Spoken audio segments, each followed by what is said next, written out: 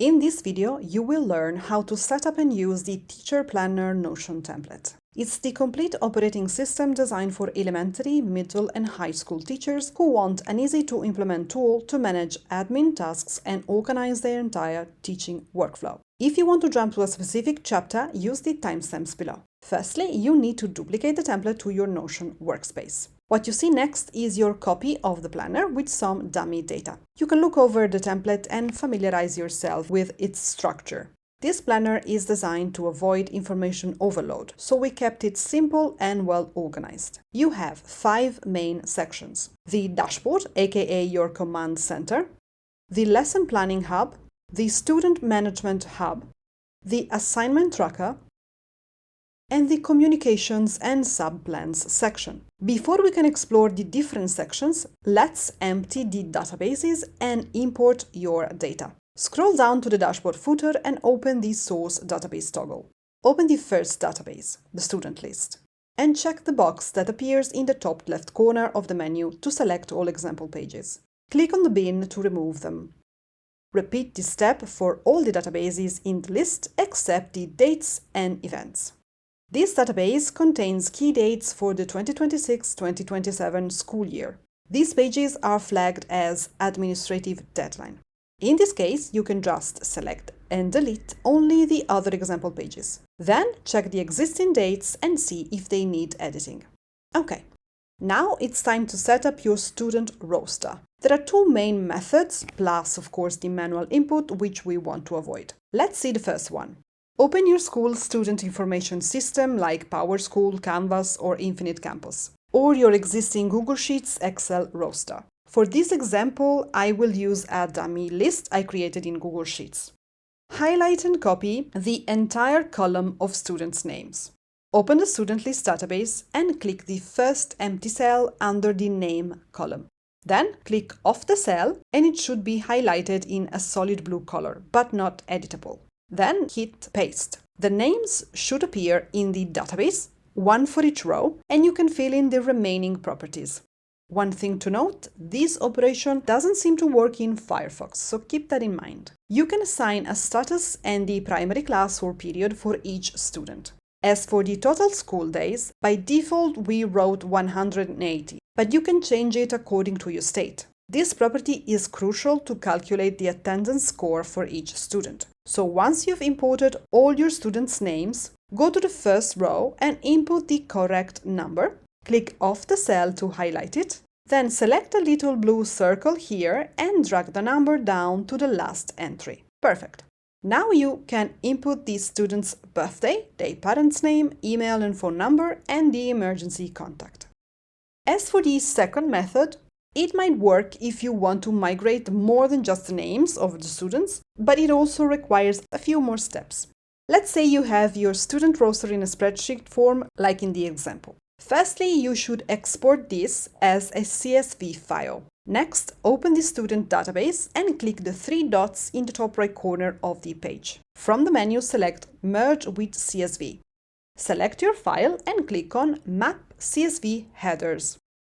Now, in this window, you will see this section showing the columns or headers from the CSV file, and on the right, the matching Notion properties from this database. Notion will try to match property types according to the header. You can see that the parent's email will be imported into the existing email property. As for the grade, there is no correspondence with the properties in Notion, so if you import it, Notion will create a new text property. This can also happen when the header's name differ from the names in the Notion properties. So if you can, try to rename the headers in your spreadsheet to match the property names. As for data you don't wish to import, for example, the grade, you can select Don't import from the menu. Okay, let's hit Import CSV. You can see that the names have been added, along with the parent's email and the 1 birthday. Perfect. You can now set the total school days and edit the remaining properties. Good. Now you have your student list and the main school dates set up.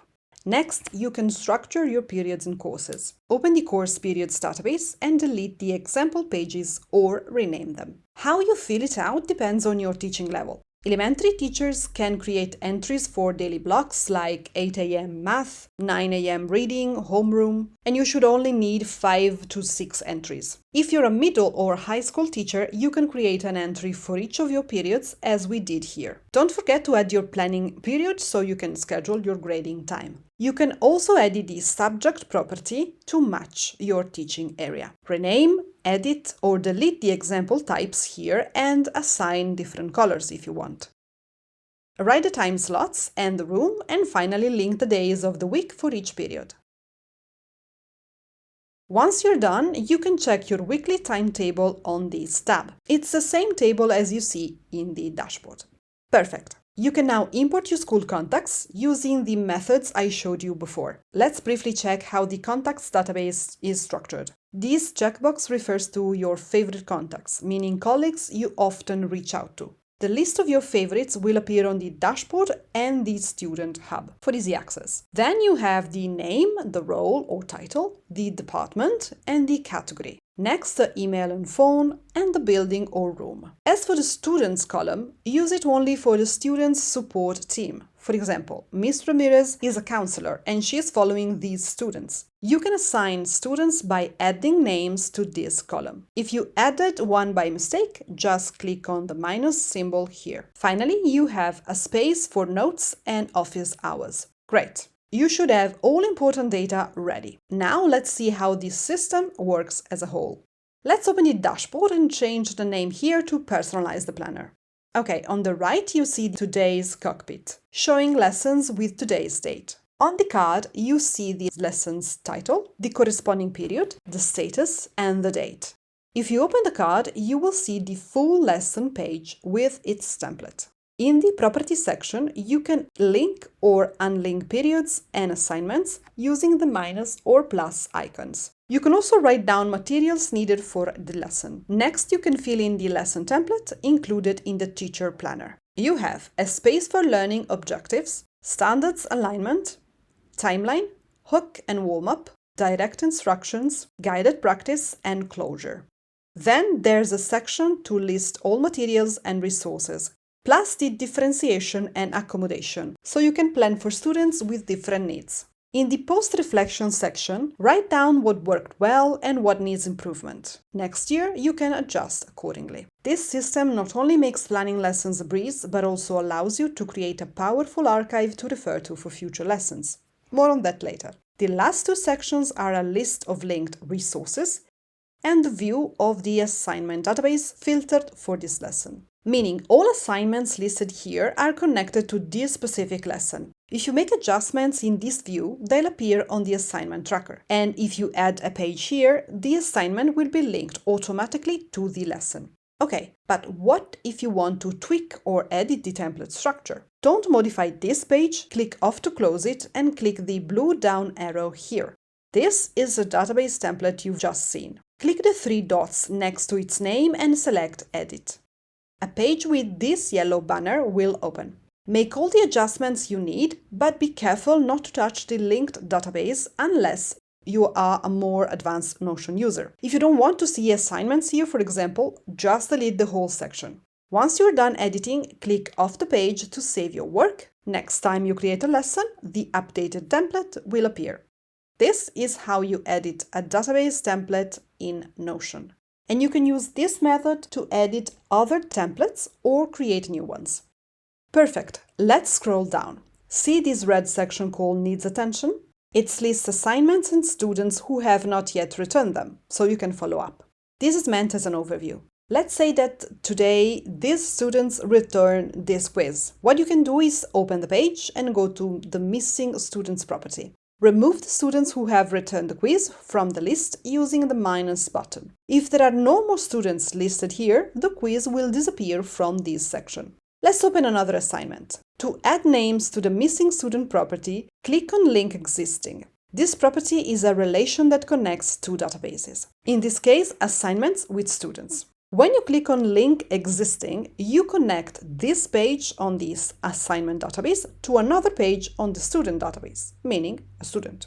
That's why you don't want to click on Add New, because that will create a new page in the student's database. so do it only if you actually want to add a new student to the student list. Okay, so let's link a few names here as an example. Now close the assignment page and look below. Here you will see your weekly timetable, the one you set up before. You can modify some data here if you need to. For example, if you drag and drop a period card into another column, it will edit the day of the week for that period.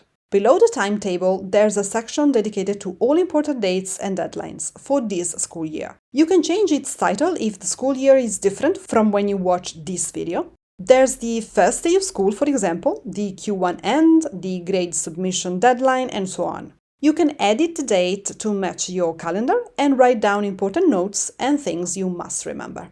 Below this section, you have a monthly calendar showing all events, trips, conferences, plus the deadlines we saw earlier.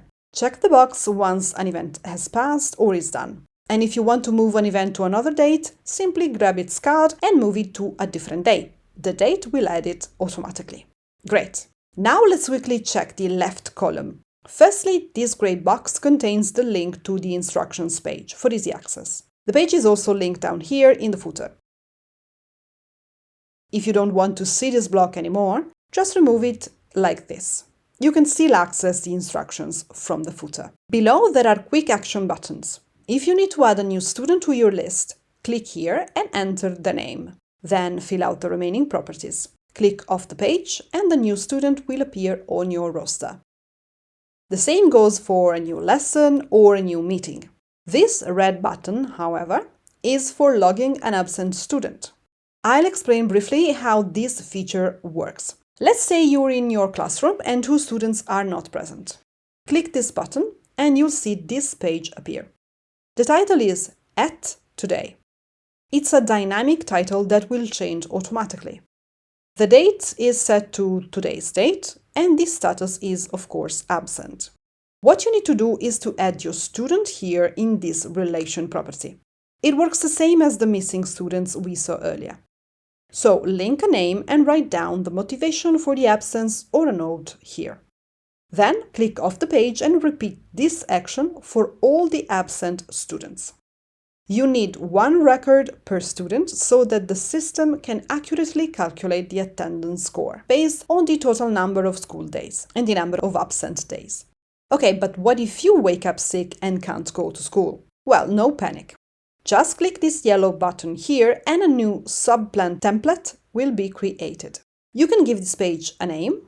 The date is already set as today, but you can change it. And the status is draft by default, but you can choose ready to print or send to office.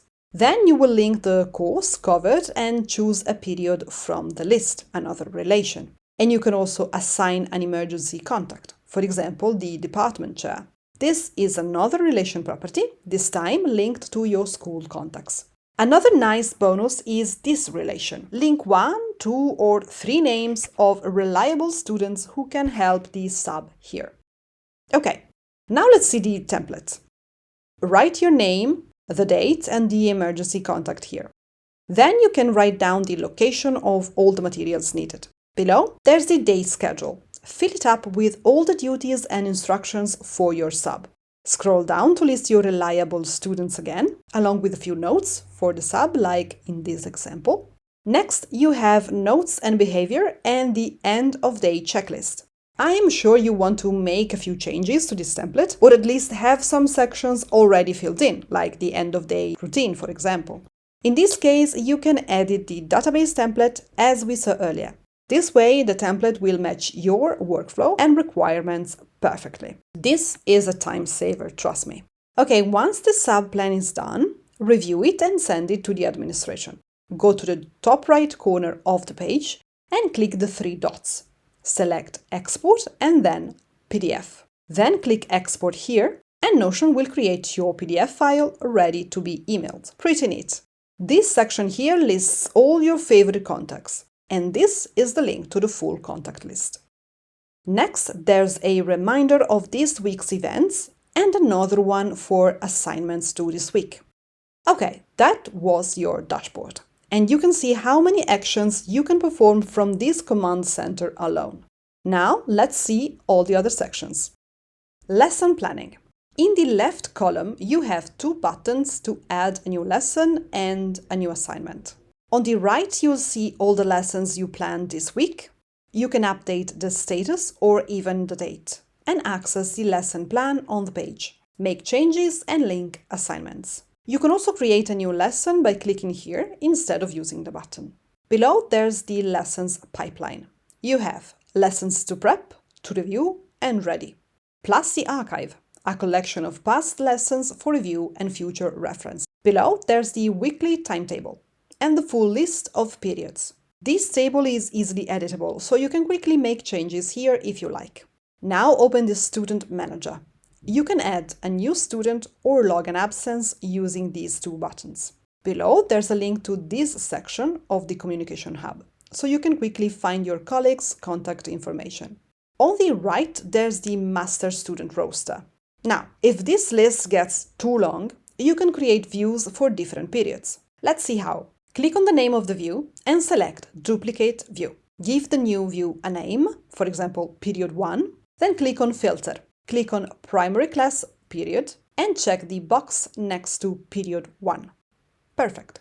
Click out and you will see the filtered list. Duplicate this view again and change its title and the filter criteria.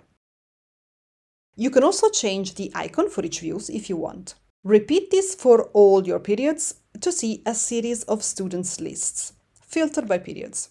If you need to find a student quickly, you can use the search function here. You can also filter the list to highlight at-risk students, for example. Use the status filter here and check or uncheck boxes to update the list. The roster is in alphabetical order. For each student, you will see the status that you can quickly update and the primary class or period. You can edit these options, by the way. Just click on the property's name and select Edit Property.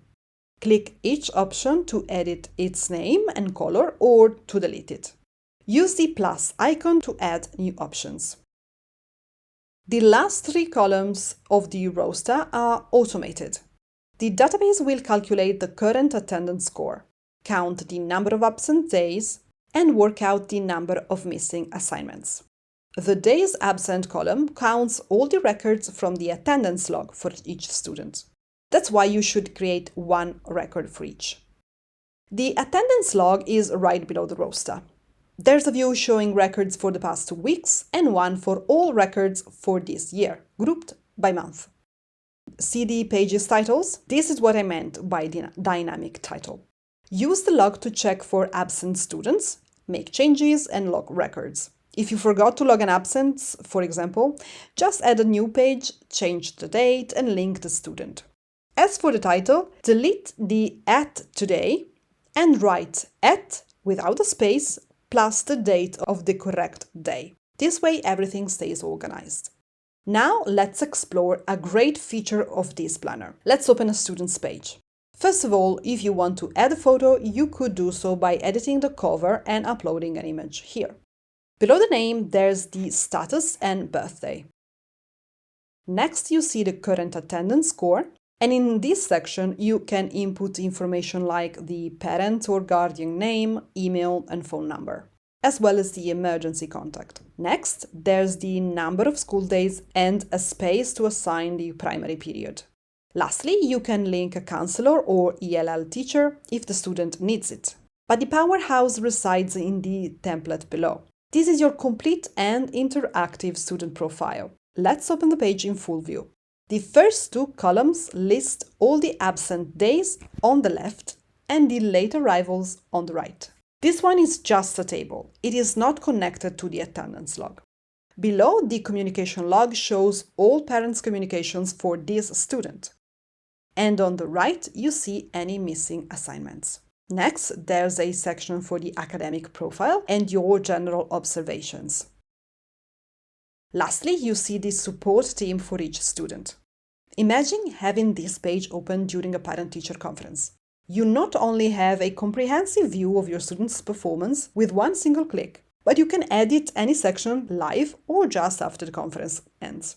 You can, for example, add a new meeting on the log by clicking here, and the new meeting is automatically connected to this student. As for any other template, you can edit the content of this page to fit your criteria. Just make sure you don't modify the databases unless you know how to use linked views and self-referential filters. If you need any clarifications, just write to us. Also, this is a good time to remind you that we do offer customization options, so definitely reach out if you need specific adjustments. Great! Use this button to go back to your Student Hub. Now let's open the Assignment Tracker. Use this button to create a new assignment.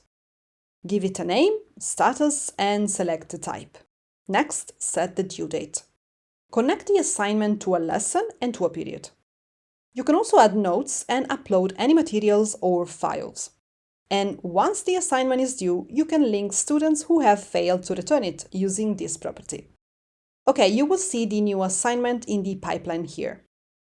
The first section at the top shows assignments you are grading, so you don't miss any. Once you finish grading, change the status and the assignment will disappear from this section and appear in the pipeline as graded. Now, the graded column in the pipeline can become quite long during the school year. So what you can do is open the database settings and click on Group. You can see that this view is grouped by status and all the options below. Click the eye icon next to Graded and the column will disappear from the pipeline. All graded assignments will still be visible on the second tab. Below the pipeline, there's the Missing Work alert. All assignments with missing students are displayed here, so you can follow up. The card shows you the students' names. If you click on them, you can unlink those who have returned the work. Finally, you have a monthly calendar with all scheduled assignments. Cards with a red background signify that the assignment hasn't been returned by all students, so you can quickly spot those. You can move assignments around the calendar and edit their status. Good! One last note before leaving this page. You have a section here to link your gradebook, so you can easily access it. The last page is dedicated to communications, contacts, and subplans. You have buttons for quick actions right here. The top right section contains 3 tabs. One is a list of meetings for the current month. You can see internal meetings like staff meetings or PLCs and parent conferences. In this case, you should link the corresponding student so that the meeting will appear on their profile page. If the meeting needs a follow-up, check this box and assign a follow-up date. To save you some time, we've included 2 templates in this database. One is for parent-teacher conferences and one is for staff meetings. When you add a record using the buttons, the correct template will upload automatically. The second tab is a monthly calendar, and the third lists all meetings grouped by month. Below this section, you have a space dedicated entirely to upcoming follow-ups, so you never forget a meeting or a call. One quick note for those who are not familiar. It's helpful to add a specific time for a meeting, right? Click on the date and toggle the Include Time option. Set the time here and click Out. Easy, right? Okay, moving on, you have your school contacts, neatly organized by department, favorites, and student support team. The last tab is the full contact list grouped by type. If you click on the type name, you can edit it. The same goes for the department property. You can edit the options here, delete or add new ones.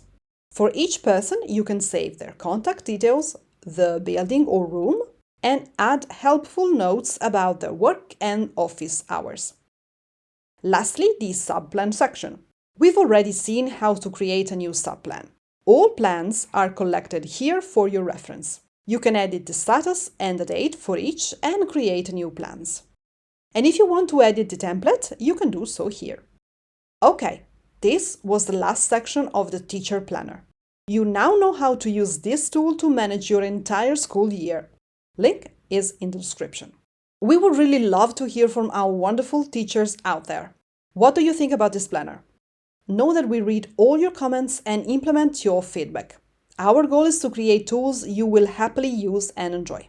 So don't be shy, drop your questions and comments below, and we'll see you in the next one.